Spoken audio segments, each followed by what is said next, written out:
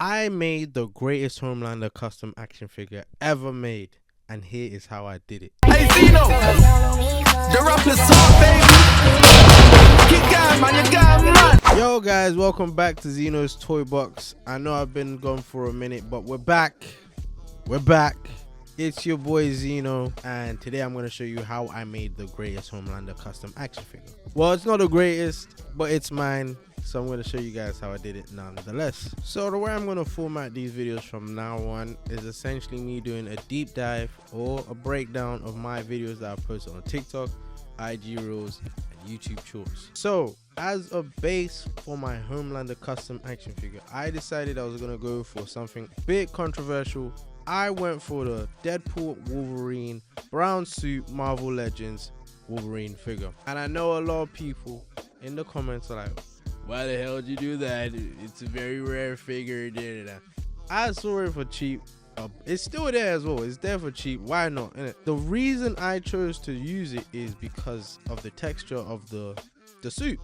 Not only the texture of the suit, it has this little color situation that I think is very similar to the Homelander suit design. So it just made sense to do it. Now, one of the other ways we could make this figure look more like Homelander is by attaching his signature, what do we call it? His signature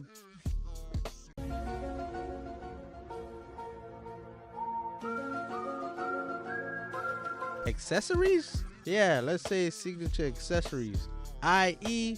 his signature eagles on his shoulders, and his signature belt buckle, and his signature boot emblems. I don't know what it's called. So I decided to take a break from hand sculpting everything, and I decided to get my boy Red Hood to 3D print me some accessories, and here's how they looked.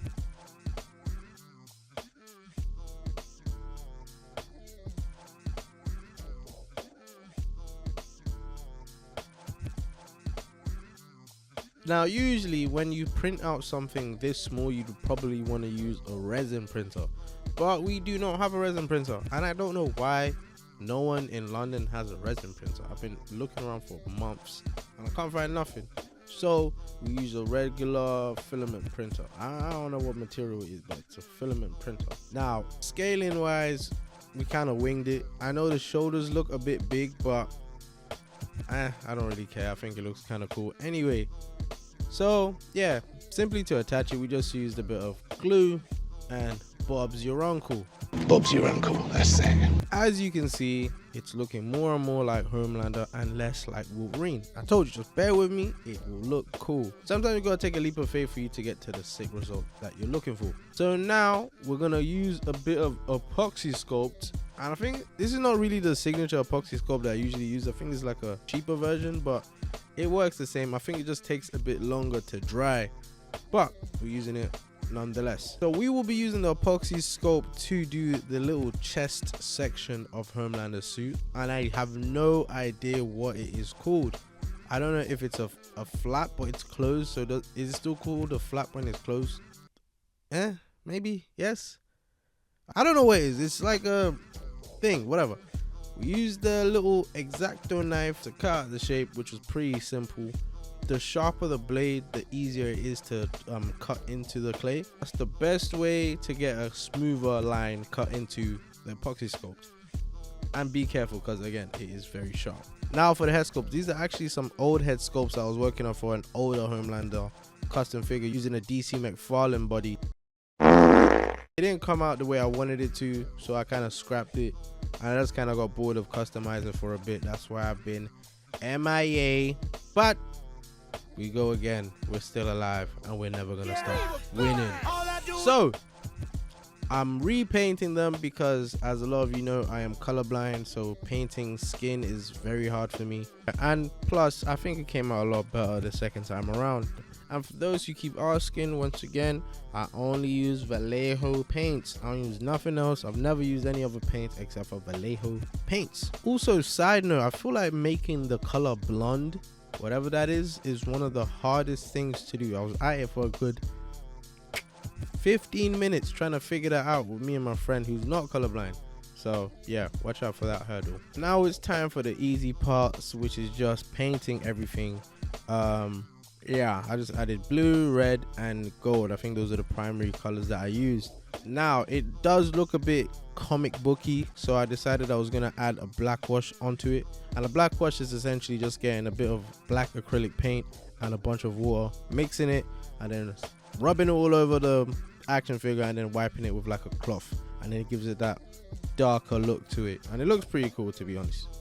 Now I know a lot of you people have always said you don't prep your figures, man, they're gonna have a bunch of paint rub, and I'll be honest, they had a bunch of paint rub. So I went back in and I actually, you know, prepped my figure and whatnot.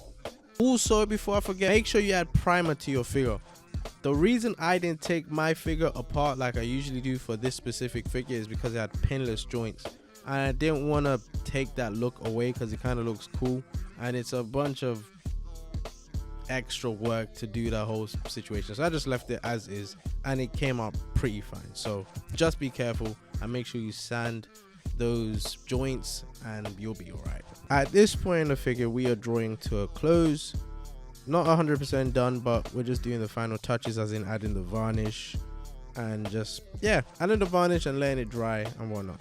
Again, we use Vallejo matte varnish to give it that final look. Now for the most tricky part, in my opinion, was creating the wire cape. I haven't sewn in a long time. I don't have a sewing kit or a sewing machine, so I bought this little handheld sewing machine off Amazon, and it worked pretty fine. It's not as strong as the other like sewing machines would be, but it still does the job. Now to create the actual cape, first thing you want to do is do your measurements, like measure the shoulders and how long you want it to be. Once you've done that, do it onto a piece of cardboard, fold that, cut it, and then unfold it so it will be the actual shape of the cape that you want to have.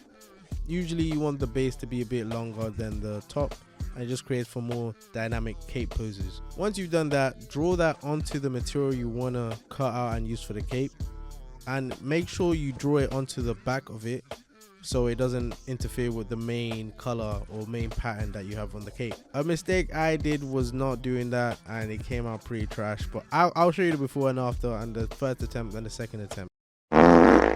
Once you've done that, you want to cut out on 2 pieces of material, sew them backwards, and then do another seam underneath the main seam, so it's like a little border.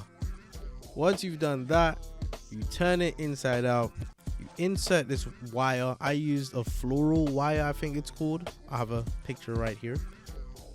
Insert that into the cape, glue it onto the back, and Bob's your uncle. Here's how the final action figure looks. I think it was pretty easy to do, all things considered, minus the cape. So I'd give that a 4. I'd give that a 3.5 out of 5. It was pretty cool to make. It was pretty fun to make, and I think it came out pretty cool. And here he is in all his glory. You can't really see the detail on the face, but take my word for it, it's pretty cool. Has 2 interchangeable heads, cloth wired cape, and yeah. Oh, one more thing as well, no paint rub.